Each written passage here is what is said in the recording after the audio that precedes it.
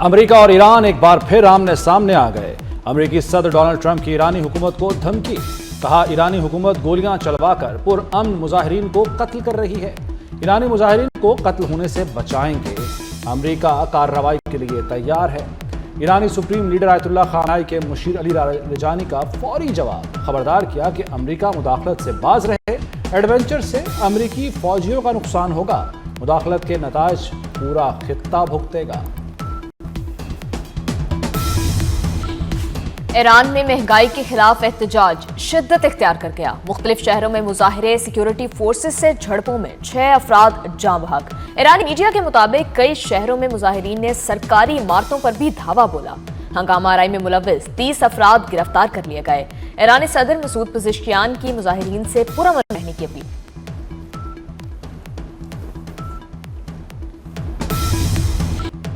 Digital दहशत गर्दों के गिर्द शिकंजा सख्त। 9 मई को रियासती इदारों के खिलाफ फर्जा सराई केस का फैसला आ गया। आदिल राजा, हैदर मेहदी, वजाहत सईद को 2-2 बार उम्र कैद की सजा। शाहीन सहभाई, साबिर शाकिर, मोहित पीरजादा शामिल। दीगर दफात में मजमूई तौर पर 35 साल कैद, 15 लाख रुपए जुर्माना। अदालत ने अपने फैसले में लिखा, मुलजिमों ने अवाम को एहतजाज पर उकसाया। सजा के लिए वीडियो शवाहिद काफी हैं।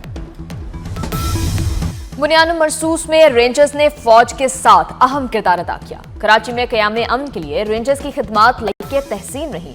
वज़ीर दाखिला मोहसिन नकवी का सिंध रेंजर्स ट्रेनिंग सेंटर में पासिंग आउट परेड से खिताब। कहा, रेंजर्स ने दुश्मन की हर हरकत पर नजर रखकर उसके घिनौने मकासद को खाक में मिलाया। बैरूनी और अंदरूनी खतरात के खिलाफ रेंजर्स की कुर्बानियां लाजवाल हैं। मोहसिन नकवी ने सिंध रेंजर्स के शोहदा को खराज अकीदत पेश किया। रेंजर्स के चाको चुबंद दस्ते ने वज़ीर दाखिला को सलामी दी।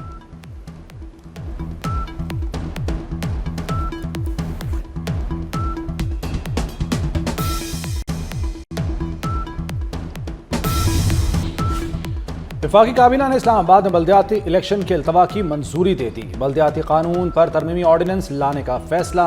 ऑर्डिनेंस के जरिए इस्लामाबाद में वार्ड्स की तादाद बढ़ाई जाएगी। वज़ीर आज़म शहबाज शरीफ की ज़ेर सदारत काबीना का इजलास। वज़ीर आज़म ने कहा कि PIA की निजकारी एक इंतहाई अहम संग मील है। अमाराती सदर से हालिया मुलाकातें मुफीद रहीं।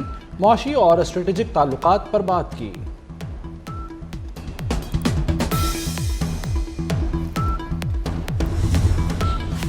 वफाकी काबीना ने 5G स्पेक्ट्रम ऑक्शन की मंजूरी दे दी। वज़ीर IT शिजा फातिमा कहती हैं, नीलामी अगले माह करेंगे। पाकिस्तान में पहली मर्तबा 5G मुतारिफ कराएंगे। मुल्क में पहली बार 5 बैंड ऑक्शन होने जा रहे हैं। इस इक़दाम से 3G और 4G सर्विसेज बेहतर होंगी।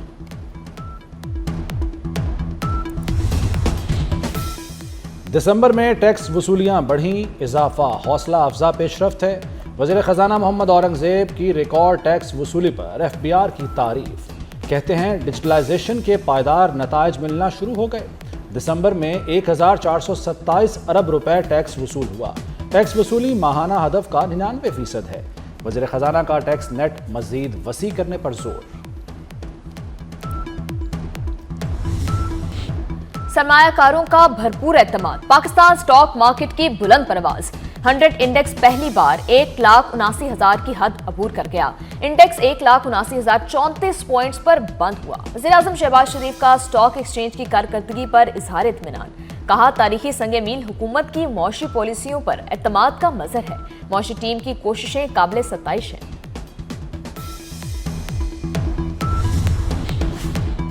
खैबर पख्तूनख्वा में मुसलसल दूसरे दिन भी गैस के नए ज़खायर दरियाफ्त।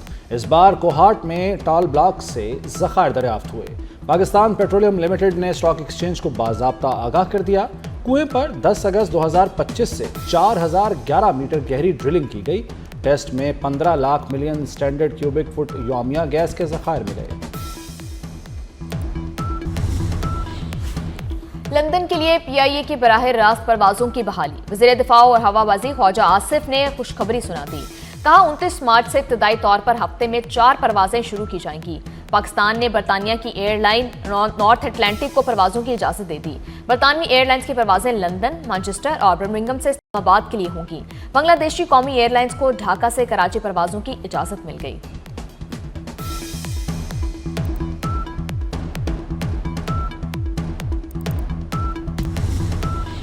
نائب وزیر اعظم اسحاق ڈار کا بنگلہ دیشی ہائی کمیشن کا دورہ، بنگلہ دیش کی سابق وزیر اعظم خالدہ ضیاء کے انتقال پر تعزیت کی۔ کہا خالدہ ضیاء نے بیماری کے باوجود ملاقات کے لیے بلایا اور انتہائی خلوص کا مظاہرہ کیا۔ بنگلہ دیش کے ساتھ ہمارا مذہبی اور بھائی چارے کا رشتہ ہے۔ حکومت کی پوری کوشش ہے بنگلہ دیش کے ساتھ اپنے مراسم کو مزید مضبوط کریں۔ بنگلہ دیش کی قائم مقام ہائی کمشنر کا نائب وزیر اعظم سے اظہار تشکر۔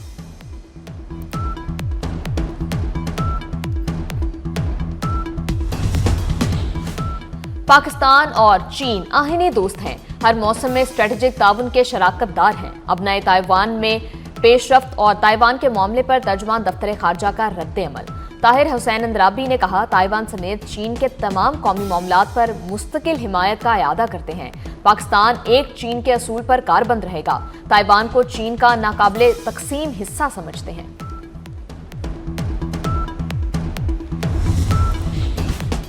پاکستان اور مسلم ممالک کے وزراء خارجہ کا غزہ میں بگڑتی انسانی صورتحال پر اظہار تشویش۔ پاکستان، مصر، انڈونیشیا، اردن، قطر، ترکی، سعودی عرب اور متحدہ عرب امارات کے وزراء خارجہ کا مشترکہ بیان جاری۔ ترجمان دفتر خارجہ کے مطابق مسلم ممالک نے کہا کہ غزہ میں زندگی بچانے والی بنیادی اشیاء کی شدید قلت ہے۔ غزہ میں 19 لاکھ افراد غیر مناسب پناہ گاہوں میں رہ رہے ہیں۔ موسمی شدت سے بحران مزید سنگین ہو گیا۔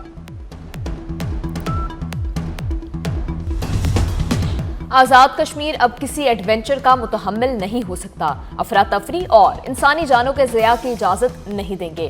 وزیراعظم آزاد کشمیر فیصل راٹھور کی مظفر آباد میں پریس کانفرنس۔ کہا حکومت نے عوامی معاہدے کے 38 نکات پر 98% عمل درآمد کیا۔ پچھلی حکومت میں عوام اور حکومت کے درمیان فاصلہ بڑھا، قلیل عرصے میں عوام کا اعتماد بحال کیا۔ چیئرمین پیپلز پارٹی بلاول بھٹو سے وزیر اعلیٰ سندھ مراد علی شاہ کی ملاقات، صوبے کی انتظامی و سیاسی صورتحال پر بات چیت۔ بلاول بھٹو سے سندھ کے نئے آئی جی جاوید عالم اوڈھو بھی ملے، صوبے میں قیام امن سے متعلق لاہ عمل پر بریفنگ دی۔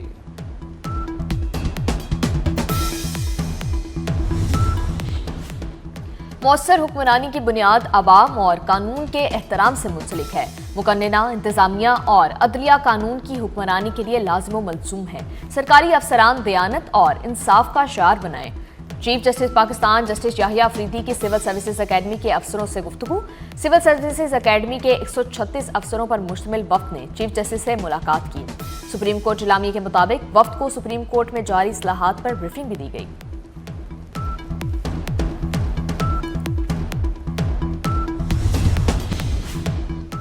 پاکستان اور ایران کا اقتصادی اور تجارتی تعاون مزید بڑھانے پر اتفاق، ترجیحی شعبوں میں روابط مزید مضبوط بنانے کا عزم۔ وزیر خارجہ اسحاق ڈار کی زیر صدارت پاک ایران تعلقات پر بین الوزارتی اجلاس، مختلف شعبوں میں پاک ایران تعاون کا جائزہ لیا گیا۔ مری، آزاد کشمیر اور ضلع خیبر میں برف باری کا سلسلہ تھم گیا۔ مال روڈ، کشمیر پوائنٹ اور بھوربن میں سیاحوں کا رش۔ وادی تیرا کے پہاڑوں سے 7 انچ تک برف باری ہوئی۔ ایبٹ آباد کے سیاحتی مقام شوگرام میں بڑی سڑکوں سے برف ہٹا دی گئی۔ راولہ کوٹ میں بھی برف باری کے بعد سردی کی شدت میں اضافہ، ملک کے بیشتر علاقے سرد ہواؤں کی لپیٹ میں ہیں۔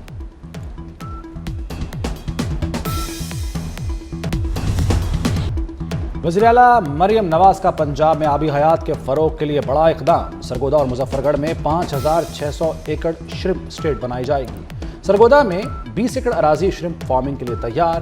مظفر گڑھ میں شرمپ فارمنگ کے لیے لیبارٹری کے قیام کا 98% کام مکمل کر لیا گیا۔ 4.5 ارب کی لاگت سے کوالٹی کنٹرول لیبارٹری لاہور بھی 99% مکمل۔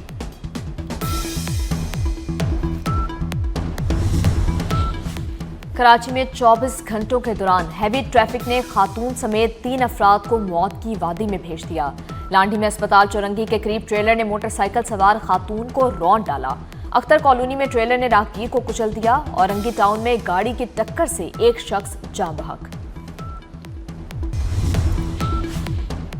لاڑکانہ میں پولیس اہلکار کے ہاتھوں 8 بچوں کے باپ کے سرعام قتل کا دل خراش واقعہ۔